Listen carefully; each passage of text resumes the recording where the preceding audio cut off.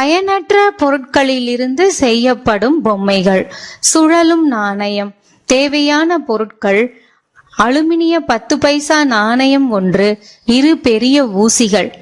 இந்த அலுமினிய நாணயம் ஒன்றை எடுத்துக்கொள்ளவும். இந்த 2 ஊசிகளை எடுத்து நாணயத்தின் 2 எதிர் முனைகளை இவ்வாறு ஊசியினால் குத்தி எடுக்கவும். இவ்வாறு நாணயத்தின் மீது ஊதும் பொழுது நாணயம் சுழல்வதை பாருங்கள். இந்த ஊசிகள் ஆதாரமாக இங்கே செயல்படுகிறது. ஒரு புள்ளியில் இந்த ஊசிகள் தொடுவதால் உராய்வு குறைவாக உள்ளது. எனவே நாணயமானது எளிதாக சுழல்கிறது. இது ஒரு அருமையான விளையாட்டு அல்லவா?